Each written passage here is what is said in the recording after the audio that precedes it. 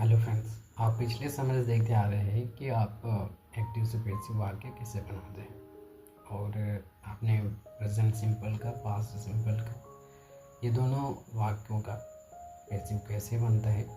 जो दो टेंस हैं ये आपने देखा था। अभी आप देखने वाले हैं फ्यूचर इंडेफिनिट का, फ्यूचर सिंपल का।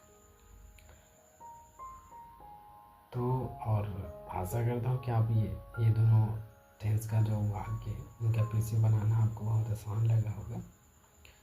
तो चलिए इसमें अभी आप देखने वाले हैं फ्यूचर इंडेफिनिट का। So keep watching carefully to improve your English. So let's start.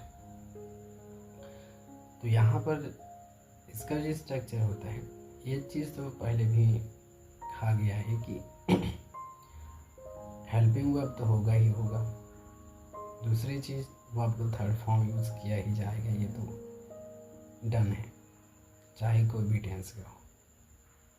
और एक चीज़ क्या होता है कि सब्जेक्ट होता है वो ऑब्जेक्ट बन जाता है, जिसे हिंदी में बोलते हैं ना कर्ता। आप कर्ता हो जाता, कर्ता जो होता है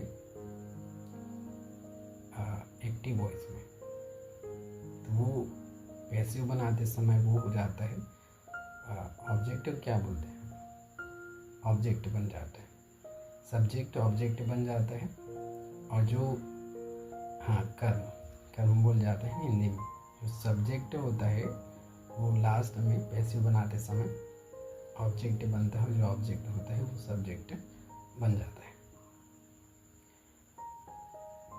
बस इतना ही होता है, इसमें चेंज होता है सब्जेक्ट ऑब्जेक्ट, ऑब्जेक्ट सब्जेक्ट, फिर हेल्पिंग वर्ब रहता है, वर्ब का थर्ड फॉर्म रहता है, बाय भी रहते हैं। पर जरूरी नहीं कि बाई ही हो तभी एक्टिव वॉइस बनेगा, तभी पैसिव वॉइस बनेगा। तो चलिए इसका जो स्ट्रक्चर क्या है इसे आप देख लीजिए। तो आप जानते हैं फ्यूचर इंडेफिनिट का जो सेंटेंस होता है वो कैसा होता है। आई विल गो, चलिए इसी में से मैं बता देता हूँ। They will sing a song, वे गीत गाएंगे। मैं वहाँ जाऊँगा, मैं वहाँ बैठूँगा, मैं उसे बताऊँगी। इस तरह के होते हैं फ्यूचर इंडेफिनिट के जो वाक्य होते हैं। I will go, I will sit, I tell, I will tell, I will tell. तो इस तरह से होता है। ये सभी फ्यूचर इंडेफिनिट के वाक्य हैं, है ना। इतना तो आप जानते होंगे। और तो चलिए इसका वाक्य कैसे बनेगा। और ये भी चीज़ आपसे कहा गया था कि कोई भी वाक्य का पैसिव तभी बनता है जब उसमें सब्जेक्ट ऑब्जेक्ट होना ही चाहिए। ऑब्जेक्ट नहीं होगा तो फिर it is can you make, आप नहीं बना पाएंगे। इसलिए ऑब्जेक्ट होना जरूरी होता है। तो चलिए यहाँ पर पहला क्वेश्चन है। अच्छा, इसका स्ट्रक्चर क्या होगा, आप लिखेंगे ऑब्जेक्ट आ जाएगा। ऑब्जेक्ट कहाँ से है, जो वाक्य में जो ऑब्जेक्ट होता है एक्टिव वॉइस का, एक्टिव जो वाक्य होता है उसका ऑब्जेक्ट लेंगे, फिर सेल या विल लिखेंगे, फिर वह बी रहेगा यहाँ पर, ये जरूर याद रखिए। बी रहेगी सेल या विल, फिर बी, सेल बी या फिर कहें तो विल बी, ये रहेगा। फिर वह का थर्ड फॉर्म रहेगा, फिर आप लिखेंगे बाय, फिर सब्जेक्ट जिसके द्वारा किया गया। क्लियर। अब आप देख लीजिए वाक्य, देखिए यहाँ पर active. They will sing a song, इसका हिंदी क्या होगा, वे एक गीत गाएंगे, यही होगा। They will sing a song. तो यहाँ पर ऑब्जेक्ट तो आप समझ ही गए होंगे, गीत, a song. A song will be sung by them. Clear, ऐसा बनेगा ना, ऐसा बनेगा। अब अगला देखिए, तो इसमें क्या क्या गया है, ऑब्जेक्ट लिखा, फिर सेल बी या फिर विल बी आप लिखेंगे, फिर जैसे वाक्य में है विल है तो विल लिख दीजिए, सेल है तो सेल लिख दीजिए। सेल या will be sung by him, song will be sung by them, ऐसा होगा।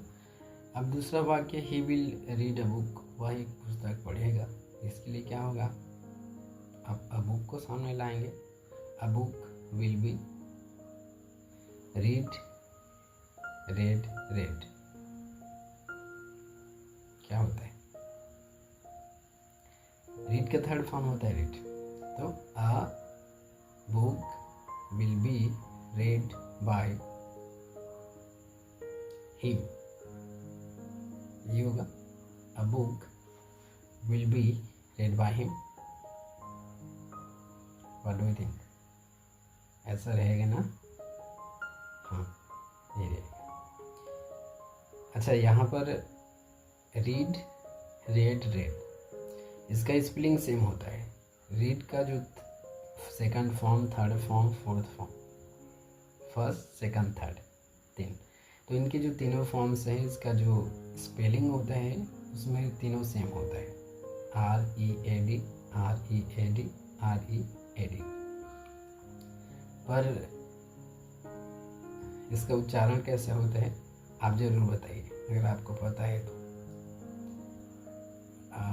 क्या एक ही तरह से होता है इसका उच्चारण? रीड रीड रीड या फिर रीड रेड रेड, क्या होता है? कमेंट में जरूर बताएं। मुझे तो लग रहा है यहाँ पर red. He will be red a book, यहाँ पर होगा a book will be red by him. Okay, a book will be red by him. इसे आप कमेंट में जरूर बताइए कि इसे आप रेड पढ़ेंगे, रीड पढ़ेंगे, क्या पढ़ेंगे। और आपका पैसिव वॉइस वैसा ही बनेगा, थर्ड फॉर्म यहाँ पर रहेगा। चलिए अगला आप देख लीजिए एक्टिव। अगला है देखिए, you will watch a movie, आप एक मूवी देखोगे, यही होगा इसका हिंदी। तो इसका पैसिव कैसे बनेगा? A movie will be watched bye you. You का यू होता है ना, क्या होगा? A movie will be watched bye you, ऐसा होगा। हाँ, ऐसा होगा। आगे बढ़े, चलिए अगला देख लीजिए। अच्छा, तो यहाँ पर आप इतना तो समझ ही गए होंगे कि स्ट्रक्चर तो आपने देख लिया है। पहले आप लिखेंगे ऑब्जेक्ट, फिर शैल विल, फिर बी, फिर वर्ब का थर्ड फॉर्म, फिर बाय, फिर जिसके द्वारा कोई कार्य किया जा रहा है, किया गया है, किया जाएगा। तो ये आपके लिए इजी है।